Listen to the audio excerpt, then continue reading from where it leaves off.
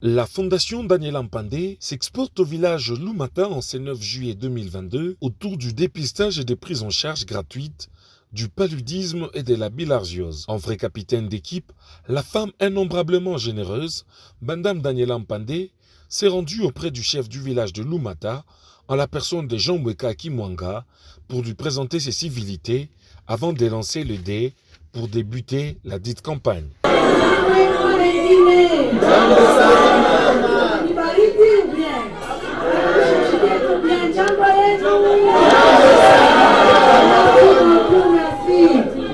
Kupika tena mbele ya asante kwa shefu wa mkini na banotable bake bote kwa kupokelea tena Fondation Daniela Mpandé hapa pa Lumata. Napika tena asante kwa mamamba bote ba Fondation Daniela beko hapa Lumata. Beko hapo. Kwa mikono milioni. Mafariko sana. Paka vile banasema kama mwili yetu ina bien na maaktivite yetu yote haitendeka. Mama Daniela ni munganga na yeye. Mama Daniela naangalia sema pana paludisme au wala malaria iko naua bantu mingi, surtout kwa watoto, mama kwa na mimba, beko na watoto beko na kufa na damu iko naisha kufuatana na fievre. Kama fievre inapita kwingi, utaona mtoto damu inaisha na mtoto anafanya anapotea.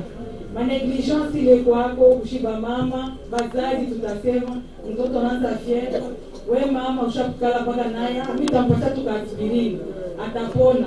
Unatoka polenda kali kwa mashamba kwa sababu ndio unakuta mtoto ashakaoga. Ni vizuri vile. Okay, ndio kwa maana leo ninasema pana leo nishuke Lumata. Twende bakabate piste. Kila mtu ayue eta yake ya sante. Kama uyetea kwa sante, hautatumika na activity itakuwa yako. Ndio susi yangu nilikuwa nayo cha contribute kwa kudevelopment yetu ya hapa Lumata.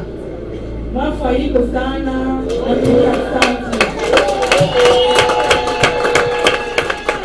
Plusieurs villageois venant de partout de Lumata et même ceux de villages environnants se sont empressés pour se faire dépister gratuitement et recevoir un traitement adéquat afin d'éradiquer la bilharziose et le paludisme dans ces contrées.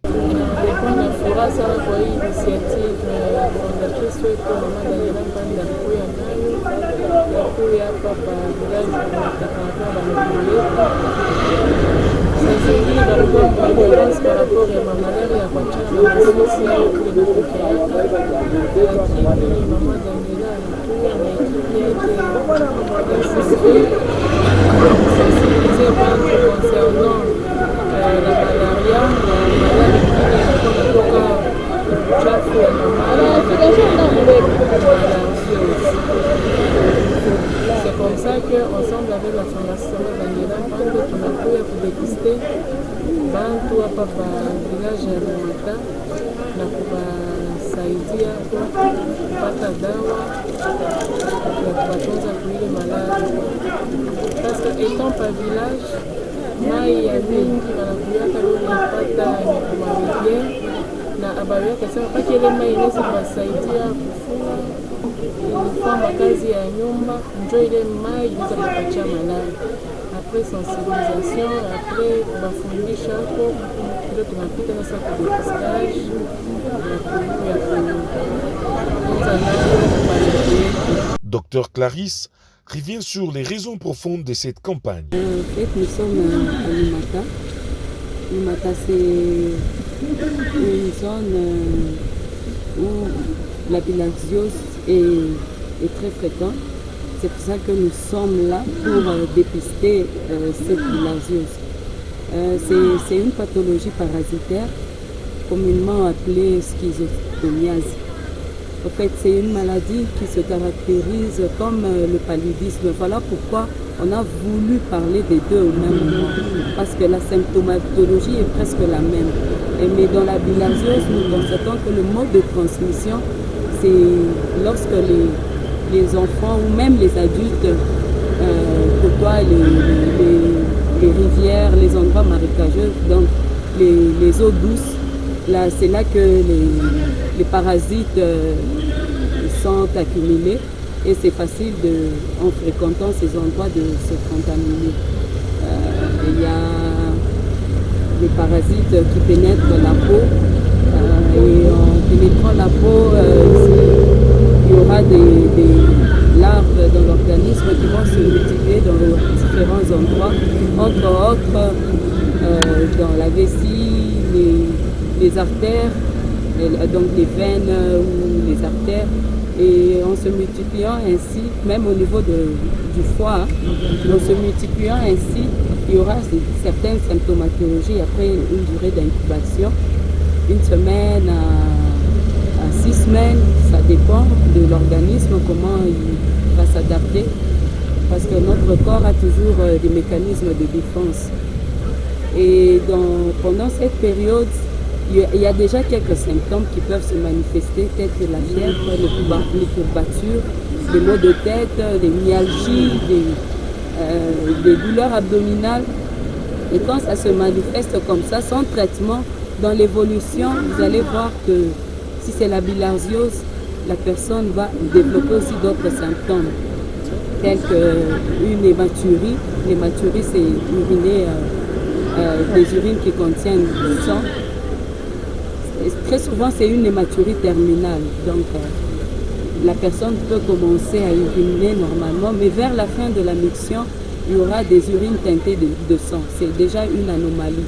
Et la plus grande complication de cette maladie, c'est que ça peut conduire à une insuffisance rénale à la longue, à une fibrose du foie, voire même une cirrhose, vu qu'il y a cette fibrose-là. Donc, c'est vraiment des complications.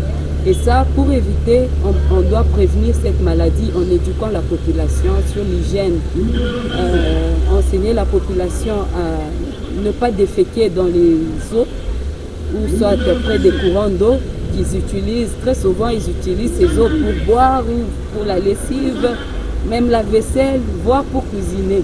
Et la plupart n'ont pas l'habitude de bouillir cette eau. Alors, dans l'hygiène, pour prévenir cette maladie, ils doivent avoir l'habitude de bouillir l'eau, ça peut quand même diminuer la contamination. Les bénéficiaires de la dite campagne n'ont pas manqué des mots pour exprimer leur reconnaissance. Anasema mpaka tupatie mabunga, tupatie mamboka, tupatie bikwembe, tupatie tu matunzo. Ile matunzo itasaidia mtu wote. Itasaidia na watoto wale tunafaa kuzala baleo. Si na maternite yetu ni ya mimi, ni ya bule. Tulikuwa na malaria maungo. Tunaanza kuzala vya kulipa. Huyu mama anatufanyia vyote vya neema, ni vya bure. Tunashukuru paka Mungu. Unapika paka merci kwa mama. Njoo malaria, tuko nafaka kama tunakwenda kwa sasa nini mbele. Hivi tunavaa dawa. Haipashe ishia. Tukumbuka kwa tena mali nyingine, tukumbuka matuletea yako. Ndio kwetu tunarimaka, inakawaka sana ndio ni content njisha, ndio ni tunjisha. Swati vile mnastaki kuvuka bantu. Inakawaka pengine emwa tunaanza kutosha pengine demo hasa kwa kusema ile saa ile bakakomee ndani na libamba na pashi paka nilikuwa na dawa mama anze paka kutukumbuka ashitusabu. Merci sana. Lakini tunashukuru sana, tunapika paka asante. Shukrani sana mama ya Mirata wote kufika hapa kwa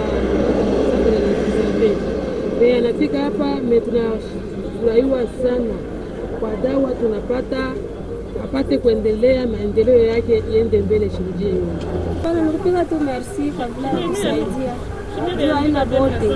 Natupewa ile neema. Tu wengine lawa. Watepite wa mingi mpaka mama nani njoo ya mingi. Mungu akubariki.